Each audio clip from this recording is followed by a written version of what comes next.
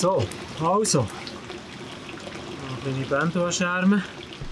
Gut, Kameraeinstellungen. Ich bin hier auf einer 10. Sekunde F11. ISO 320 und ich bin auf einer Belichtungskompensation unterbelichtet von 1,3. Ich will die ganze Geschichte wirklich dunkel. Ich mache mal ein erstes Bild. Das Bild ist sehr dunkel.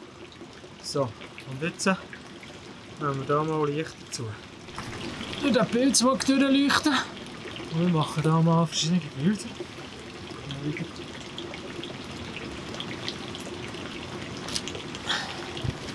So, und da hinschicken. Sehr cool. Gut, und das mache ich jetzt einfach rund um das Bild an jeder Position.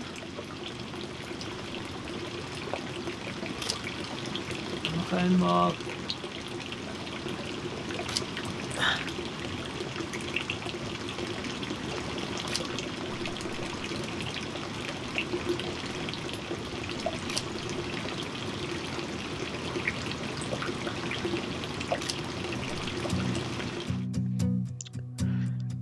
Daheim vor dem PC tun wir jetzt alle Bilder, die wir brauchen wollen. Und zwar eins ohne Taschenlampenbeleuchtung. Und von jeder Seite, wo wir ein Bild haben gemacht mit der Taschenlampe, tun wir eins auswählen.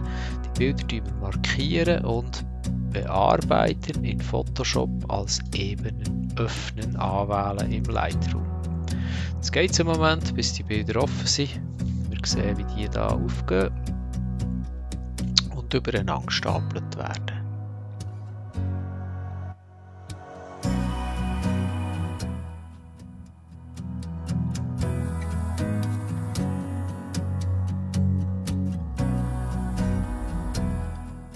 Wenn wir alle Ebenen komplett haben, tue ich alle Ebenen markieren, gehe über Bearbeiten, automatisch Ebenen automatisch ausrichten. Auto lasse ich jetzt Photoshop die Ebenen noch einmal überprüfen, ob die wirklich ganz genau übereinander liegen. Das sollte eigentlich, weil ich mit dem Stativ fotografiert habe, eigentlich recht gut stimmen. Aber ich kann das gleich noch einmal überprüfen. So, und jetzt machen wir Folgendes. Jetzt haben wir im Moment zuoberst unsere Ebene mit dem Bild ohne Taschenlampenlicht. Jetzt nehmen wir unsere erste Ebene mit Taschenlampenlicht oben dran und das ist jetzt natürlich nichts Schönes.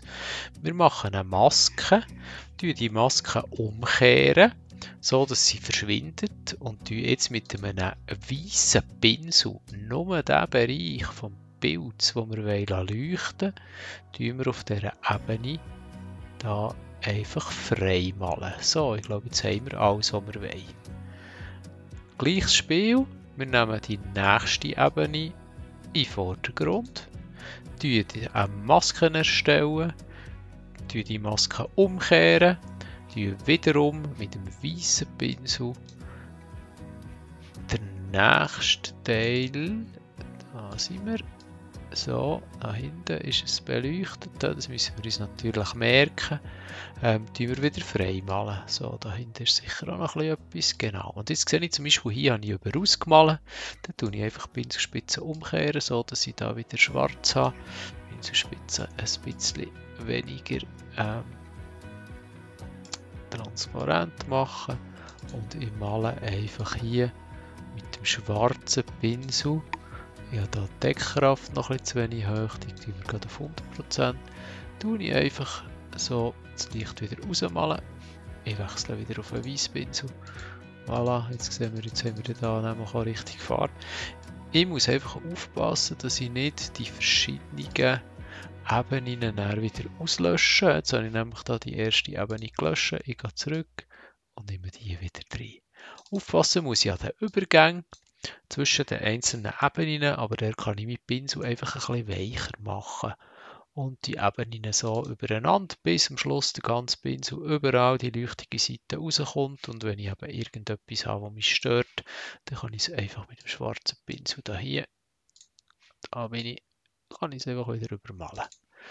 Und am Schluss, wenn ich das mit allen Ebenen gemacht habe, dann sieht es so aus wie hier auf meinem Schlussbild. Ich kann dann die ganze Beleuchtung und die Farbe und die Schärfe und alles von meinem Bild noch anpassen. Und fertig, da ist mein Märchen Bild zu Bild. Und so funktioniert das. Ich werde sicher daran noch ein bisschen weiter umtesten und euch noch weitere Resultate zeigen. Das ist mein allererster Versuch, sicher noch nicht perfekt, aber sieht doch schon ganz hübsch aus. Viel Spaß beim selber machen und bleibt doch dran und lasst mir einen Daumen da, wenn es euch gefallen hat. Merci und bis zum nächsten Mal.